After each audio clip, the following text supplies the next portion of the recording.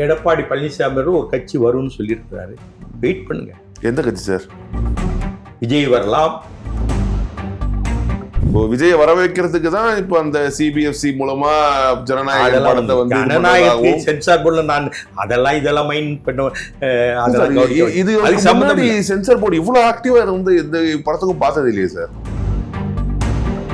காங்கிரஸ்காரங்களும் sensor போர்டுல இருக்காங்க பல பேர், எனக்காக சொல்ல முடியும். சிபிஐ அந்த வழக்குல இப்ப விஜய் ஆஜராக சொல்லி அதுவும் கிட்டத்தட்ட ஒரு நெருக்கடியா தானே. நெருக்கடி இல்ல, நெருக்கடி எப்படியாவது ஒருவேளை விஜய் படத்துக்கு இந்த கூட்டணிக்கு வரலாம் அந்த படமே ரிலீஸ் ஆகாத பேசுறாங்க. அயோத்தி விஷயத்துல இடிச்சிட்டாங்க இல்லையா அந்த மசூதியா, அப்போ நாடாளுமன்றத்துல பாஜகவுக்கு ஆதரவா பேசுற இவர் தானே. இது காரணமே காங்கிரஸ், பாஜக அல்ல. திமுகவுக்கு உழைச்ச எங்களை போன்ற ஆட்களுக்கு ஸ்டாலின் கசக்குது. இந்த ஆள் தளபதி அல்ல தளர்பதினு எழுதின ஆட்கள்லாம் இன்னைக்கு இவருக்கு ஈடு உண்டான்னு இன்னைக்கு எழுதுறாங்க. தளர்பதினு எழுதுனதே ஒருத்தர், அவர் இன்னைக்கு பாராட்டி இவருக்கு பேச்சு குறிப்பு எழுதி கொடுக்காங்க. இதுதாங்க ஸ்டாலின். ஓட்டு போடுற அன்னைக்கு 2000 ரூபாய் இடைத்தேர்தல் தான். என்னங்க இதுதாங்க ஜனநாயகமா? இதுதான் குடியரசா? தமிழ்நாட்டு மக்கள் எல்லாம் எது வேணா ஏமாத்தலாம்னு நினைக்கிறீங்களா? இல்ல கோபால ஒரு வீட்டுக்கு எல்லாருமே அடிமையில் நினைச்சீங்களா? நீங்க காடு கொள்றா தப்பா நினைக்காதீங்க. காடு கொள்றா நீங்க திமுக மாதிரியே பேசுறீங்களா? நீங்க நடுநிலை பேருங்க, நடுநிலை நான் சொல்றேன். தமிழ்நாடு அரசியல் களம் தற்போது மிகவும் சூடா இருக்கு. தேர்தல் ரொம்ப விரைவில் வந்துடுச்சு. ஸோ பாரதிய ஜனதா கட்சி தலைமையிலான அந்த கூட்டணி, அதிமுக தலைமையிலான என்டிஏ கூட்டணி தமிழ்நாட்டில் பாஜகவோட இருக்கு. புதிய கட்சிகள் 1-2 வரப்போகுதுன்ற அந்த பேச்சு தொடர்ந்து இருந்துகிட்டு இருக்கு. பாமக மட்டும் தான் வந்திருக்கு, அதுவும் அன்புமணி தரப்பு வந்திருக்காங்க. ஸோ அந்த கூட்டணி அமைப்புகளுக்கான வேலைகள்லாம் எப்படி இருக்கு? கை பிறந்தால் வழி பிறக்கும். நிச்சயமாக இன்னைக்கு கூட எடப்பாடி பழனிசாமி ஒரு கட்சி வரும்னு சொல்லியிருக்கிறாரு. வெயிட் பண்ணுங்க. எந்த கட்சி சார்? விஜய் வரலாம். இவர் என்ன இவங்க அந்த அம்மா யாரு, தேமுதிக வரலாம். காலங்கள் பதில் சொல்ல வரலாம் தான் சொல்றாங்க. விஜய வர வைக்கிறதுக்கு தான் இப்ப அந்த சிபிஎஃப்சி மூலமா ஜனநாயகத்தை சென்சார் போர்டுல நான் இதெல்லாம் மைண்ட் பண்ணுவேன். சென்சார் போர்டு இவ்வளவு ஆக்டிவா இருந்து எந்த படத்துக்கும் பார்த்தது இல்லையே சார். நான் முன்னாடி கேஸ் வருது, 10 பேர் இருந்தாங்க, 10 பேர் செஞ்சு இன்னைக்கு 100கணக்கான பேர் கையில காங்கிரஸ்காரங்களும் சென்சார் போர்டுல இருக்காங்க பல பேர், எனக்காக சொல்ல முடியும். எப்படியோ டெல்லியில அதிகாரிகளை பார்த்து ஒரு மெம்பர்ஷிப் கொடுங்க அப்படின்னு வாங்கிட்டு வந்துடுறாங்க. ஒரு கார்டு கொடுப்பாங்க, எந்த தேட்டர்ல போய் படம் பார்க்கல, ஒரு பச்சை கலர் கார்டு. இப்போ 180 பேர் இருக்காங்க சென்சார். நாங்கள் ரொம்ப 10 பேர் தான். ஜெமினி கணேசன், அவங்க ஜமுனா, ஜீவிதா இவங்கெல்லாம் இருந்தோம் அது ஒரு காலம். இப்போ 100கணக்கில் இருக்காங்க சென்சார் போர்டு. அவங்க ஒரு நாகர்கோவில் இருக்கவங்களும் சென்சார் போர்டு இருக்காங்க. சென்னையில் இருந்தா தான் 2 மணி நேரத்துக்கு முன்னாடி கூப்பிடுவீங்க படம் பார்க்கணும், சென்சார் போர்டு பண்ணோம்னு. இப்போ நாகர்கோவில் இருக்கவங்க எப்படி கூப்பிடுவீங்க? இது காங்கிரஸ் காலத்துல இந்த கலாச்சாரம் வந்துருச்சு. இப்போ ஒரு 20 வருஷத்துக்கு முன்னாடியே வந்துருச்சு. 2004லயே வெளியூர்காரங்களை போடுவாங்க. தேனியில, கம்பத்துல நீங்க 2 மணி நேரத்துக்கு முன்னாடி தான் கூப்பிடுவீங்க. ஒரு கால் அவங்க சென்னையில இருந்தா போகலாம். வெளியூர்காரங்களே சென்சார் போட்டா அது ஹைகோர்ட் கூட அதான் சொல்லியிருக்கு. இந்த ரொம்ப அப்நார்மலா இருக்கு சென்சார் போர்டோட இந்த ஆக்டிவிட்டி. ஏன்னா ஒரு அட்டார்னி ஜெனரல் ஆஜராக இமீடியட்டா தலைமை நீதி பெஞ்சுக்கு அப்பீல் போறாங்க. இங்க போய் அவங்க சுப்ரீம் கோர்ட்ல போயிட்டு அந்த ஸ்டேவை வாபஸ் வாங்கறதுக்கு போனா உடனே கேவியட் ஃபைல் ஒன்று பண்றாங்க. ஸோ இது ரொம்ப அப்நார்மலா இருக்கு பாக்குறதுக்கு. சென்சாருக்கு போய் படங்கள், பல மொழி படங்கள் இந்தியாவில் 100 படங்கள் இன்னைக்கு வெளியாகாம இருக்கு. சரத்குமார் படமே ஒன்று போயிட்டு வெளியாகாம இருக்கு. சென்சார் போர்டுக்கும் அரசாங்கத்துக்கு ஏதாவது சினிமாட்டோகிராஃபி ஏதாவது பிரச்சனை இருந்தா தான் அவங்க பார்ப்பாங்க இல்லையா? இவர் ஜனநாயகம் வருது, விஜய் படம் வருதுன்னு அதை நோண்டி ஈண்டி பார்க்கறதுலாம் அவங்க நேரம் இல்லை. யாருக்கு? மத்திய சர்க்கார்ல அமைச்சருக்கு, அந்த பிராட்காஸ்டிங் அமைச்சர் இருக்கா இல்லையா? இது வரைக்கும் தமிழ்நாடு அமைச்சர் முருகன் ஏதாவது இங்க இருக்க டிவிகளை பாஜகவை கண்டிச்சு செய்தி வந்து அதை சொல்றாரா? சொல்றது இல்லை. அது மாதிரி இது அவரெல்லாம் இதை மைண்ட் பண்ணவே இல்லை. முருகனுக்கு இது சம்பந்தம் இல்லை.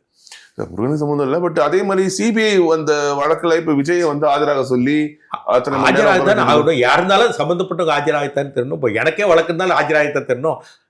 அதுல யார் மறுக்க முடியும்? யார் இருந்தாலும் ஆஜராகத்தானே முடியும்.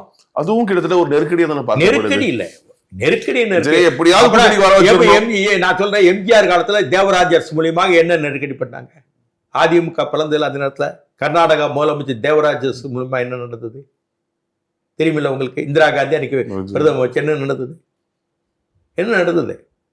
இதெல்லாம் அரசியல் களத்துல பரப்புரைகள்ல எது வேணா பொய்ய சொல்லிட்டா 100 பேர் சொல்லிட்டா உண்மையாகுது. அதான் இங்க இருக்க சொல்றேன். சரி, ஆனா இப்ப விஜயை பொறுத்த வரைக்கும் அவருக்கு வந்து பொருளாதார ரீதியான ஒரு நெருக்கடி சென்சார் போர்டு மூலமா. இன்னொரு படத்துல வந்து ரஜினிகாந்த் அதிக அடுத்து அவர்தான அதிகமான பணம் கேட்கிறார் சினிமா நடிக்கிறதுக்கே. இல்ல, அவர் படத்தை முடக்கிட்டா சம்பளம் தான் எப்படி போகும்? சம்பளம் என்ன சார், ஏற்கனவே சேர்த்து வச்ச பணம் இருக்க, பணம் முடக்க இல்ல, அவர் படம் வரங்கிற நெருக்கடி தான். பொருளாதார நெருக்கடி விஜய்க்கு எங்க இருக்கு? இல்ல, இது மூலமா அதுல கொடுக்கல, படம் வரணுங்கிற ஒரு நெருக்கடி இருக்கலாம். சிபிஐ வந்து இந்த ஜனநாயகன் படத்துக்கு முன்னாடியே சிபிஐ கரூர் விஷயம் நடந்தது இல்ல, அதுக்கு ஒருவேளை விஜய் படத்துக்கு இந்த கூட்டணிக்கு வரலாம், அந்த படமே ரிலீஸ் ஆகாத பேசுறாங்க. இல்ல, ஏதோ சர்டிபிகேட் கொடுத்துருக்காங்க இல்லையா, அவர் கேட்கறது கொடுக்கல, அதுக்கான காலங்கள் வர இருக்கும். அவரு நீதிமன்றத்துக்கு போயிருக்கிறாரு, ஏதாவது உத்தரவு வரலாம், பார்ப்போம். ஸோ உங்களுடைய மிக நெருங்கிய ஒரு நீங்க ரொம்ப நீண்ட காலமா பயணித்தவர், பல நடைப்பயணங்கள்ல நீங்க கூட போயிட்டு இருக்கீங்க. வைகோ அவர்கள் இப்போ ஒரு நடைபயணம் ஒண்ணுக்கு கட்சி ஆரம்பிக்கும் போது வேற நடைபயணத்துக்கு போகல. அவரோட ரொம்ப நீண்ட காலம் ஒரு அவரோட இருந்த எனக்கும் அவருக்கு கிட்டத்தட்ட ஒரு 79-80 இருந்து அரசியல் பூர்வமான தொடர்புகள் உண்டு. அதே மாதிரி ராஜ்யசபா போறதுக்கு அவருக்கு வாக்குகள் ஒரு 4 வாக்குகளோட வாங்கி கொடுத்தேன். அந்த மாதிரி இருந்தேன். கிட்டத்தட்ட அவர் ஒரு வைகோ என்பதை கூட பதிவு போட்ட ஒரு பதிவு என்ன சொல்லியிருக்காரு, நான் நடந்து விட்டேன், இனி கவலை இல்லை அன்னு ஒரு பதிவு போட்டிருக்காரு. இந்த வயசுலயும் இப்படி ஒரு ஆக்டிவா இந்த ஒரு மக்களுக்காக நடைபயணம் கேக்குறேன். பாரதிய ஜனதாக்கு எதிராக நான் சொல்றேன், இதே பாரதிய ஜனதாவுக்கு இவர் எவ்வளவு ஆதரிச்சு பேசினாரு. அயோத்தி விஷயத்துல இடிச்சுட்டாங்க இல்லையா அந்த மசூதியா, அப்போ நாடாளுமன்றத்துல பாஜகவுக்கு ஆதரவா பேசுற இவர் தானே. இது காரணமே காங்கிரஸ், பாஜக அல்ல. முதல் கோபுரம் அளிக்கிறார்கள். அப்போது நரசிம்மராவ் உடனே போய் அதுக்கான தடுப்பு நடவடிக்கை எடுக்கவில்லை அது பேசுறது இவர் தானே. பாஜக ஆதரிச்சு அயோத்தி விஷயத்துல பேசினார்ல, நாடாளுமன்றத்துல குறிப்பில் இருக்கு. அவர் என்ன சொன்னாரு, நாங்கள் இந்துக்களுக்கு எதிரானவர்கள், ரைட், மும்மதங்களும் பொதுவானவர்கள். சரி, அப்பனா தீபாவளிக்கு வாழ்த்து சொல்லுங்க, கிறிஸ்துமஸ்க்கு வாழ்த்து சொல்றீங்க, ரம்சானுக்கு வாழ்த்து சொல்லுங்க. உங்க தளபதி இப்ப தளபதிங்கிறதுல முன்னாடி வேற மாதிரி சொன்னார், அது சொல்லக்கூடாது ஸ்டாலினை பற்றி.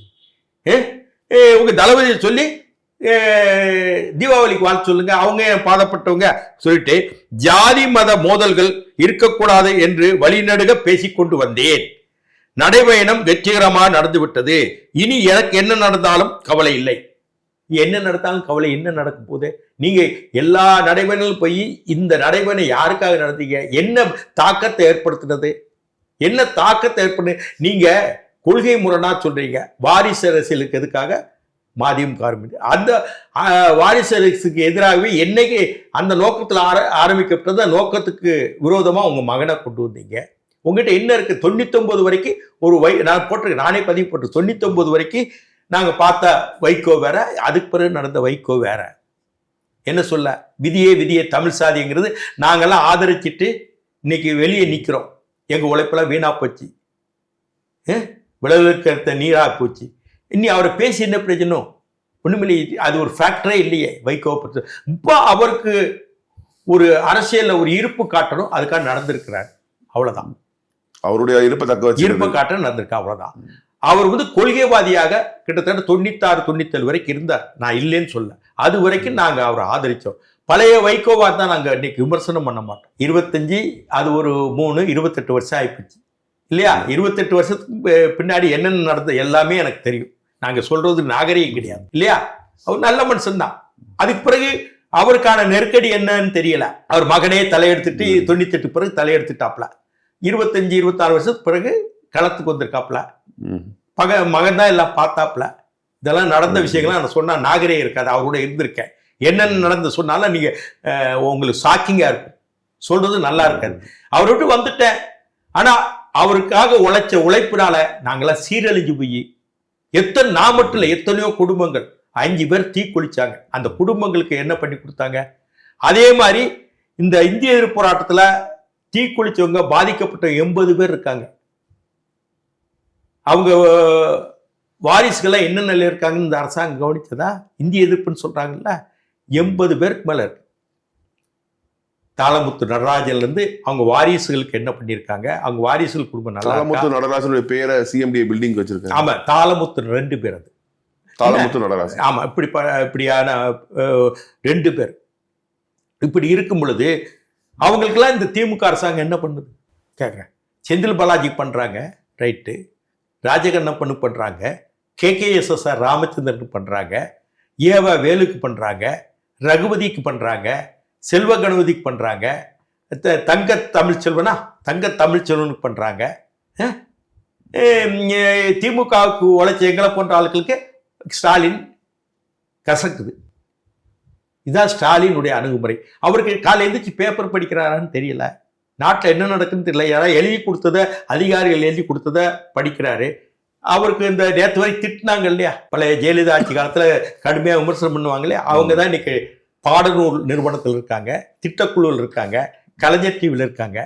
இதே ஆட்கள் திமுக ஊழல், இந்த ஆள் தளபதி அல்ல தளர்பதினு எழுதின ஆட்கள்லாம் இன்னைக்கு இவருக்கு ஈடு உண்டான்னு இன்னைக்கு எழுதுறாங்க. தளர்பதினு எழுதுனதே ஒருத்தர், அவர் இன்னைக்கு பாராட்டி இவருக்கு பேச்சு குறிப்பு எழுதி கொடுக்காங்க. இதுதாங்க ஸ்டாலின். இவரை ஐநா சபையில போய் பேச வச்சிடும், லண்டன் பார்லிமெண்ட்ல பேச வச்ச எங்களுக்கு கால்களை பிடிக்காது. என்ன, இதுதான் திமுக. திமுக ஒரே இதை சொல்லலாம், நீங்க என்ன சக்சஸ்ஃபுல்லா பண்ணி சொன்ன விஷயத்தை சக்சஸ்ஃபுல்லா பண்ணிருக்கீங்களா? இப்ப இந்திய எதிர்ப்பு போராட்டத்தில் நடந்த பம்மாத்த நான் சொல்லிட்டேன். அண்ணா அன்னைக்கு என்ன சொன்னாரு, ஆதாரத்து. 2வது காவேரி பிரச்சனை, கலைஞர் பிறந்த காலத்துல ஏற்பட்ட பிரச்சனை, 100 ஆண்டுகள் ஆயிப்போச்சு. அது தீர்ப்பு ஏற்பட்டதா? மத்திய சர்க்கார்ல இடம் பெற்றீங்கல்ல, சரி. கச்சத்தீவு உங்க காலத்துல கொடுக்கப்பட்டது, திரும்ப பிறக்க அங்க மத்திய சர்க்கார் நீண்ட காலம் எதை ஏற்பாடு பண்ணீங்க? சரி, மீனவர்கள் அடிக்கடி கொல்லப்படுறாங்க, தாக்கப்படுறாங்க, அதுக்கு தீர்வு நீங்க செஞ்சிருக்கலாம். முல்லை பெரியாருக்கு தீர்வு செஞ்சிருக்கலாம். இப்படி பல இந்திய எதிர்ப்பு பிரச்சனையே சொல்றீங்க. இந்தி கூடாது, 2 மொழி கொள்கை தான் நீங்க சொல்லியிருக்கலாம். ஏன்னா நீங்க மத்திய அரசுல 18 வருஷம் இருந்திருக்கீங்க. எங்களுக்கு 2 மொழி கொள்கை தான் இந்தியாவின் கொள்கை, நீங்க வலியுறுத்தல ஒரு தீர்மானமா கொண்டு வந்திருக்கலாம்ல. நீங்க VP சிங் கூட இருந்தீங்க, பிறகு அதுக்கு பிறகு தேவகவுடா குஜராலோடு இருந்தீங்க, பிறகு வாஜ்பாயோட இருந்தீங்க, பிஜேபி வாஜ்பாயோட மதவாத சக்தி பண்டாரம் பரதேசிங்கிற வாஜ்பாயோட இருந்துட்டீங்க. பிறகு இவங்க கூட இருந்தீங்க, மன்மோகன் சிங், 2 பேர் இருந்தீங்க. 10 வருஷம் 18 வருஷம் இருந்தீங்க. அப்போ 18 வருஷத்துல காவேரிக்கு ஒரு தீர்வு ஏற்படணும். 19 நதிநீர் பிரச்சனைகள் நமக்கு இன்னைக்கும் அண்டை மாநிலம் கூட இருக்கு, கேரளா, கர்நாடகா, ஆந்திராடு. இந்த 19 நதி பிரச்சனை பல பேருக்கு தெரியாது. காவேரி, முல்லை பெரியார் மட்டும், முல்லை பெரியார் பாலாறு தான் தெரியும். இதுக்கு ஒரு தீர்வு ஏற்பட்டுருக்கலாம்ல. இதே நீங்க எதுக்கு ஹிந்திக்கு 2 மொழி கொள்கை தான் இந்தியாவில், மும்மொழி இல்லைன்னு நீங்க கொண்டு வந்திருக்கலாம், தீர்மானமாக கொண்டு வர. நீங்க தான் கொண்டு வந்தீங்க மாநில சுயாட்சின்னு ஒரு அறிக்கை, ராஜமன்னார் குழுவின் அறிக்கையை வாங்கி மாநில சுயாட்சி வேணும், பெற்றே தீர்வுன்னு 74 சொன்னீங்க. இப்போ எத்தனை வருஷம் ஆயிப்போச்சு? 50 வருஷத்துக்கு மேலே ஆயிப்போச்சு. அதுல நீங்க ஒரு தீர்மானமாவது உங்க எம்பிஸ் கொண்டு வந்திருக்கலாம், ராஜ்யசபாலையா லோக்சபால கொண்டு வந்திருக்கலாம். இப்படி சொன்னதை செய்வோம் சொன்னீங்க. தேர்தல் அறிக்கையில் ஏதாவது செஞ்சிருக்கீங்களா? மின் கணக்கெடுப்பு மாசத்துக்கு ஒரு இடம் கொடுக்கணுங்க. பிறகு ஓய்வு ஊதியம், பழைய பென்ஷன் திட்டம் இப்போ குழப்பமா தான் ஆர்டர் போட்டிருக்கீங்க, அது எந்த பெனிஃபிட்ஸ் இல்லை. அது போக உங்களுக்கு அரசு ஊழியர் ஏத்துருக்காங்க, அவங்களே ஒரு இவங்களுக்கு மிட்டாய் கொடுக்க அரசு ஊழியர் ஒத்துக்கிட்டாங்க, அவ்வளவுதான். மற்ற ஊழியர் ஒத்துக்கிட்டாங்களா? நீங்க காடு கொள்றா தப்பா நினைக்காதீங்க. 6ஆம் தேதி திமுக காடு கொள்றா, நீங்க திமுக மாதிரியே பேசுறீங்களா? நீங்க நடுநிலை பிறகு நடுநிலை லாபம் சொல்றேன். அதுக்கு பிறகு என்னாச்சு? மருத்துவர்கள் போராடின மருத்துவர்கள், ஆசிரியர்கள், அரசு ஊழியர்கள் எல்லாத்துக்குமே நாங்க பண்ணோம். எந்த உறுதிமொழி சொன்னதை செஞ்சீங்க? தேர்தல் என்ன 1000 ரூபாய் இடைத்தேர்தலா? இந்த மாடு கட்டி உள்ள அடைச்சி வச்சிருப்பாங்களே, காலைல 10 மணிக்கு வாங்க, இட்லி, தோசை, பொங்கல், வடை, மத்தியானம் நாட்டுக்கோழி பிரியாணி கிரியாணி, நைட்டா புரோட்டா நாட்டுக்கோழி சாப்பிட்டுட்டு இந்தா இன்னைக்கு செலவுக்கு 500 ரூபா வச்சுப்போம் அனு ஓட்டு போடுற அன்னைக்கு 2000 ரூபா இடைத்தேர்தல் தான். என்னங்க இதாங்க ஜனநாயகமா? இதான் குடியரசா? இல்லை தெரியாம கேட்குறேன். இந்த இவ்வளவு மோசம் பண்ணி நாசம் பண்ணி சட்ட ஒழுங்கு கிட்டத்தட்ட 7000 பேர் படுகொலை நடந்திருக்கு. 7000 பேர் இவங்க ஆட்சியில் 4 வருஷம் ஆட்சியில். பாலியல் பலாத்காரம் சின்ன பிள்ளைலேருந்து பெரிய பிள்ளை வரைக்கும் ஆயிரக்கணக்கில் ஆயிருக்கு. புரியுதா? காவல் மரணங்கள் 32 காவல் மரணங்கள் நடந்திருக்கு. ஒரு காவல் மரணம் நடந்ததுக்கே அங்கே சாத்தாங்குளத்தில் அண்ணனும் தங்கச்சி ஓடி ஓடி கரகாட்டத்தில் ஓடுவாங்க இல்லையா, கும்பத்தை வச்சுட்டு ஆடினாங்க, போராட்டம் நடத்துறாங்க இல்லையா. சட்ட ஒழுங்கு, போதைப் பொருட்கள் அதிகமாகி போச்சு. இவங்க சொன்னது என்ன, கிராம சபை கொடுத்த சொன்னாங்களா இல்லையா, மது விலக்கு கொண்டு வருவோம்னு சொல்லிட்டு படிப்படியாக குறைப்புன்னு சொன்னாங்க இல்லையா, விதவியல் ஆயிட்டாங்கன்னு சொன்னாங்க இல்லையா. என்ன தமிழ்நாட்டு மக்கள் எல்லாம் எது வேணா ஏமாத்தலாம்னு நினைக்கிறீங்களா? இல்லை கோபாலபுரம் வீட்டுக்கு எல்லாருமே அடிமையில் நினைச்சிங்களா? எங்க இந்திய ஜனநாயகம் என்ன ஆகி போச்சு? பிரிட்டிஷ்காரன் காலத்தில் ஜமீன்தார் ஜாகிர்தார் இருந்தாங்க. ஜமீன்தாருடைய பையன் அடுத்த ஜமீன்தார். இப்போ அதே மாதிரி கோபாலபுரம் ஜமீன், அதே மாதிரி ஒவ்வொருத்தர் அரசியல் கட்சி தலைவனும் ஜமீன்தார் ஆகிட்டாங்க. பையங்களை கொண்டு வர கட்சி தொண்டை அவங்களுக்கு உழைக்க போஸ்ட் ஓட்ட, நாட்டினுடைய கொள்கைகள் தமிழ்நாட்டுடைய தேவைகளை அறிந்து அதை போஸ்ட் அடிச்சா பரவாயில்ல, எங்கள் இளம் புயலே, இளம் சிங்கமே, இளம் தலைவரே அனு போடுறாங்கன்னா இவங்க என்ன இருக்கு? காவேரி பிரச்சனைக்கு தீர்வு காண்போம் நடைபயணம், முல்லை பெரியார் பிரச்சனைக்கு தீர்வு காண்போம், கச்சத்தீவை பெறுவோம் நடைபயணம். இது இளம் புயலே, பெரிய புயலே, சிறு புயலேன்னு இப்படி போஸ்ட் அடிக்கிறாங்க. இவங்களுக்கு என்ன தீர்வு? புகழ்பாடிகள் ஆயிட்டாங்க. அப்புறம் என்ன இவங்கள போல வெளிச்சத்து வாங்க இருட்டில் தானே இருக்காங்க. என்ன ஜனநாயகத்தை பேசணும்? ஜனநாயகத்தை பேசியே பயன் இல்லை. இப்போ உங்ககிட்ட இவ்வளவு பேசுறது எதுக்கு? என் முகத்தை தான் நாளைக்கு தெரியப்போகுது. இதனால எந்த பயன் மக்கள் பார்த்து ஒன்று செய்யப்படல. எனக்கு ஒரு என்னுடைய பிரசன்ஸை காட்டுறீங்க, அவ்வளவுதான். எல்லாம் யூடியூப்ல எனக்கு தான் அது பயன், நாட்டுக்கு பயன் இல்லை. நான் சொல்ல வார்த்தைகள் கேட்க போறது இல்லை. நீ கேட்ட கேள்விக்கு பதில் சொல்லிட்ட. ஏன் காட்சி என் முகம் தெரிய போகுது, அவ்வளவுதான். விதியே விதியே தமிழ் சாதியன் பாரதி பாட்டா நினைவு வருது. வேற என்ன சொல்ல? என்னைக்கு ஓட்டு காசு அது வேலை. ஓட்டு என்பது கற்புக்கு நிகர். நீ ஓட்டுக்கு காசு வாங்கிட்டார பொம்பளைய விலைக்கு விற்கிறதா, விலை மாது மாதிரி ஆயிட்டீங்க. அது ஒரு புனிதம். ஒரு 1000 ரூபாய் 5 வருஷம் சரியா போயிருமா? உன்கிட்ட 1000 ரூபாய் கொடுத்து 5 வருஷத்துக்கு கொள்ளை அடிக்கிறான், ஏகப்பட்ட கொள்ளை அடிக்கிறான். இது மக்கள் தான் உணரணும், நம்ம என்ன செய்ய முடியும்? மிக்க நன்றி. உங்கள் ஆதங்கங்கள் புரியுது. மிக்க நன்றி உங்களுடைய நேரத்துக்கும் உங்களுடைய தகவல்களுக்கும்.